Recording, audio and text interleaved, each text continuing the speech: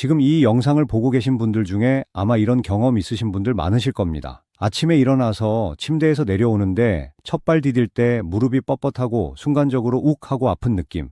그래서 잠깐 멈췄다가 조심조심 걸어 나오시는 분들, 또 어떤 분들은 평지는 그럭저럭 괜찮은데 계단만 나오면 괜히 숨부터 한번 고르고 난간부터 잡게 됩니다. 그럴 때 머릿속에 드는 생각 다 비슷합니다. 아, 이제 무릎이 다 됐구나. 이제는 관리하면서 살아야겠구나. 그래서 병원에 가보면 대부분 이런 얘기 들으셨을 겁니다.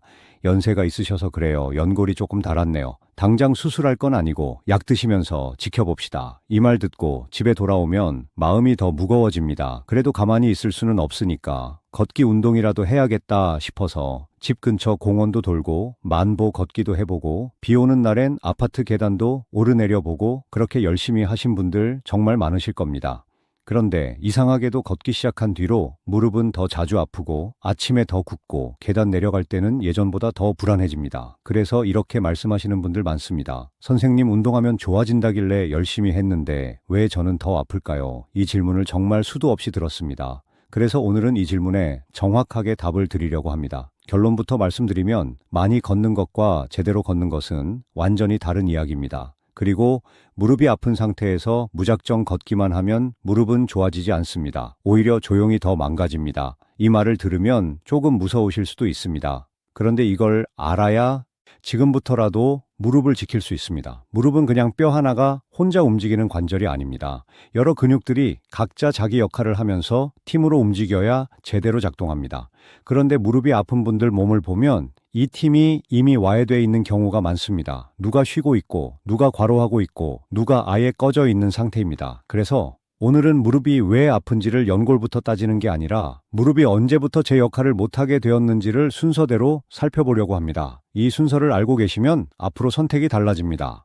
자, 가장 먼저 봐야 할 곳이 어디일까요? 바로 허벅지 앞쪽입니다. 지금 손으로 허벅지 앞을 한번 눌러보세요. 딱딱하신가요? 말랑하지 않고 뭉쳐있는 느낌 나시나요? 많은 분들이 이렇게 말씀하세요. 선생님, 이거 근육이에요. 살이에요. 이 말이 나오는 순간 이미 이 근육은 제 역할을 못하고 있는 상태입니다. 허벅지 앞쪽 근육은 우리가 걸을 때 충격을 가장 많이 받아주는 중요한 근육입니다. 자동차로 치면 쇼크 업소버 같은 역할입니다. 그런데 이 근육이 굳어 있으면 충격을 흡수하지 못합니다. 그러면 그 충격이 어디로 갈까요? 전부 무릎 관절로 직접 전달됩니다. 그래서 아침에 뻣뻣하고 계단 내려갈 때 찌릿하고 오래 걸으면 무릎이 욱신거리는 겁니다. 이 근육이 왜 이렇게 굳느냐 이유는 아주 단순합니다. 앉아있는 시간이 너무 길기 때문입니다. 의자에 앉아있을 때 허벅지 앞 근육은 거의 쓰이지 않습니다. 하루 6시간, 7시간, 10시간 이렇게 앉아있다 보면 이 근육은 점점 짧아지고 점점 굳어집니다. 문제는 굳은 상태가 정상이 되어버린다는 겁니다. 그래서 걸을 때도 이 근육이 제대로 늘어나지도 제대로 수축하지도 못합니다. 이 상태에서 만보 걷기요. 무릎 입장에서는 매일 충격을 고스란히 맞는 겁니다. 그래서 무릎이 아픈 분들일수록 가장 먼저 해야 할 건 운동이 아닙니다. 걷기를 늘리는 것도 아닙니다. 무릎이 다시 일할 수 있도록 환경부터 만들어주는 겁니다. 그 환경의 첫 번째 조건이 바로 허벅지 앞 근육을 다시 움직일 수 있게 만드는 겁니다. 이걸 모르고 계속 약만 드시고 주사만 맞으시고 보호대만 차고 버티면 시간은 지나가고 무릎은 더 굳습니다. 그래서 지금부터 알려드릴 동작은 운동이 아니라 무릎을 깨우는 준비 단계라고 생각하시면 됩니다. 힘들지 않습니다. 위험하지 않습니다. 집에서 누워서 천천히 할 수 있습니다. 이게 무릎을 살리는 첫 번째 순서입니다. 그리고 이 첫 번째 순서가 제대로 되지 않으면 그 다음 단계는 아무리 열심히 해도 효과가 없습니다. 이제 이 준비가 끝나면 무릎의 방향을 잡아주는 두 번째 이야기를 해볼 차례입니다. 이제 무릎을 살리는 첫 번째 준비 허벅지 앞쪽 이야기는 어느 정도 감이 오셨을 겁니다. 그런데 많은 분들이 여기서 한 가지 착각을 합니다. 허벅지 앞만 풀어주면 이제 무릎이 괜찮아지겠지 이렇게 생각하시는 거죠. 하지만 현실은 그렇지 않습니다. 왜냐하면 무릎에는 충격을 받아주는 역할 말고 방향을 잡아주는 역할도 아주 중요하기 때문입니다. 자동차로 치면 앞에서 충격을 흡수하는 장치가 있고 옆에서 차가 쏠리지 않게 잡아주는 장치가 따로 있는 것과 같습니다. 무릎도 똑같습니다. 이 방향을 잡아주는 역할을 하는 근육 바로 엉덩이 옆쪽 근육입니다. 이 근육이 제 역할을 못하면 무릎은 항상 안쪽으로 무너질 준비를 하고 있습니다. 자, 한번 떠올려 보세요. 걸을 때 발을 디딜 때마다 무릎이 살짝 안쪽으로 쏠리는 느낌 있지 않으셨나요? 특히 계단 내려갈 때 무릎이 안쪽으로 밀리면서 불안했던 경험 한 번쯤은 있으실 겁니다. 이건 연골 문제가 아닙니다. 무릎을 잡아주는 옆 기둥이 무너진 상태인 겁니다. 그래서 무릎 안쪽 통증이 있는 분들은 대부분 이 엉덩이 옆 근육이 제대로 일을 안 하고 있습니다. 제가 치료실에서 무릎 안쪽 통증으로 오신 분들 자세를 유심히 보면 공통점이 있습니다. 서 있으면 골반이 한쪽으로 살짝 기울어 있고 걸을 때 무릎이 안쪽으로 모이고 발은 바깥쪽으로 빠집니다. 이 상태로 하루 이틀 사는 게 아닙니다. 몇 달, 몇 년, 심지어 10년 넘게 이렇게 살아오신 분들도 많습니다. 그러니 무릎 안쪽이 멀쩡할 수가 없는 겁니다. 그런데 문제는 이 엉덩이 옆 근육이라는 게 아프지도 않고 눈에 잘 띄지도 않는다는 겁니다. 허벅지처럼 뻐근한 느낌도 없고 종아리처럼 당기는 느낌도 없습니다. 그래서 대부분의 분들이 이 근육이 꺼져 있다는 사실조차 모르고 계십니다. 특히 오래 앉아서 생활하신 분들일수록 이 근육은 거의 쓰이지 않습니다. 의자에 앉아 있을 때 엉덩이 옆 근육은 쓸 일이 없습니다. 그러다 보니 뇌가 이 근육을 아예 잊어버립니다. 쓰는 법을 잊어버린 근육은 있는 것 같아도 없는 거나 마찬가지입니다. 그래서 걷기 운동을 아무리 해도 이 근육은 깨어나지 않습니다. 오히려 허벅지 안쪽이나 종아리만 더 과로하게 됩니다. 이게 반복되면 무릎은 계속 안쪽으로 눌리고 통증은 점점 깊어집니다. 그래서 무릎 안쪽 통증이 있는 분들께 제가 항상 드리는 말이 있습니다. 무릎을 고치려고 하지 마세요. 엉덩이를 먼저 살리세요. 이 말이 처음엔 이해가 안 되실 겁니다. 무릎이 아픈데 왜 엉덩이냐 이렇게 생각하시죠. 하지만 엉덩이 옆 근육이 살아나면 무릎은 자연스럽게 편해집니다. 이 근육은 힘을 키우는 게 목적이 아닙니다. 먼저 깨어나는 게 중요합니다. 그래서 지금부터 할 동작은 운동이 아니라 신호를 보내는 동작입니다. 의자에 편하게 앉아보세요. 허리는 등바디에 기대고 어깨 힘은 빼고 발바닥은 바닥에 편하게 둡니다. 이제 양무릎 사이에 쿠션이나 수건을 말아서 끼워보세요. 그리고 양무릎으로 그 쿠션을 살짝 눌러봅니다.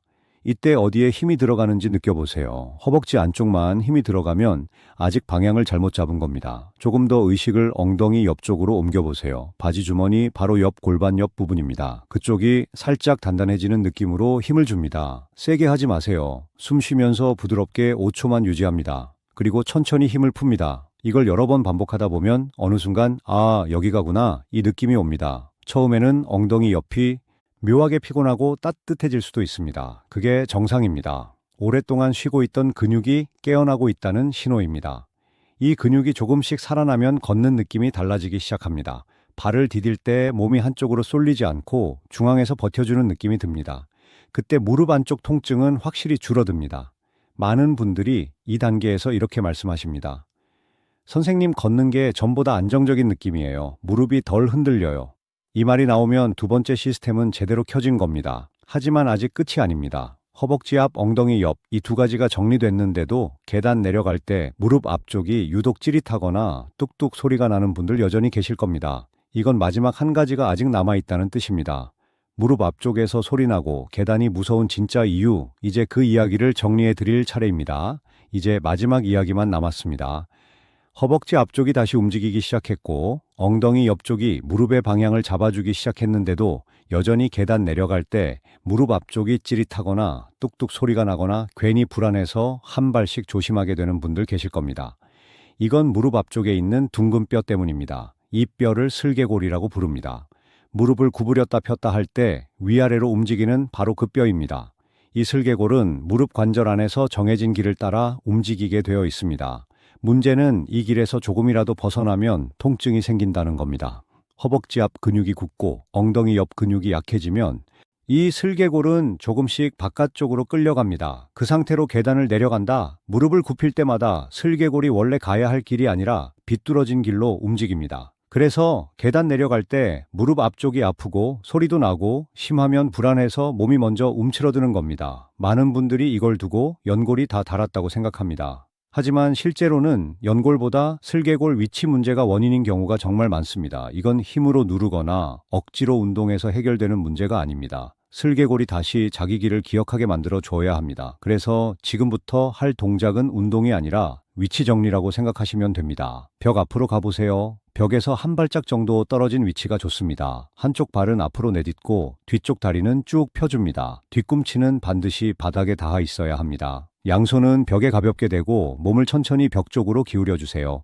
뒤쪽 종아리가 쭉 늘어나는 느낌 드시죠? 좋습니다. 이 상태에서 뒤쪽 무릎을 아주 살짝만 구부렸다가 다시 펴보세요. 크게 하지 마세요. 정말 살짝입니다. 이 동작을 천천히 10번만 반복합니다. 하는 동안 무릎 앞쪽에 의식을 두세요. 슬개골이 위아래로 부드럽게 움직이는 느낌 느껴지실 겁니다. 이게 슬개골이 다시 정상 궤도로 돌아가기 시작했다는 신호입니다. 이 동작이 효과적인 이유는 아주 명확합니다. 종아리를 풀어주면서 무릎을 동시에 움직이면 무릎 뒤쪽 긴장이 풀리고 슬개골이 억지 없이 제자리로 돌아옵니다. 반대쪽도 똑같이 해주세요. 자, 이제 정리해 보겠습니다. 지금까지 세 가지를 배우셨습니다. 허벅지 앞쪽, 엉덩이, 옆쪽 무릎, 앞쪽 이 세 가지를 이 순서대로 하면 딱 5분입니다. 순서가 정말 중요합니다. 거꾸로 하면 효과 없습니다. 이걸 언제 하면 좋을까요? 가장 좋은 시간은 아침에 일어나서입니다. 아침에 이 5분을 하고 나면 하루 종일 무릎 느낌이 확실히 다릅니다. 아침이 힘드시면 자기 전에 해도 괜찮습니다. 특히 하루 종일 많이 걸은 날에는 저녁에 꼭 해주세요. 그리고 이렇게 해보세요. 이 5분을 2주 동안 매일 하세요. 하루도 빼먹지 말고요. 많은 분들이 2주쯤 지나면 이렇게 말씀하십니다. 아침에 일어날 때 무릎이 덜 굳어요. 계단 내려갈 때 전보다 덜 무서워요. 걸을 때 몸이 안정적인 느낌이에요. 이게 바로 무릎이 다시 일하기 시작했다는 신호입니다. 그 다음에 비로소 걷기를 시작하셔야 합니다. 처음부터 만보 걷지 마세요. 집안에서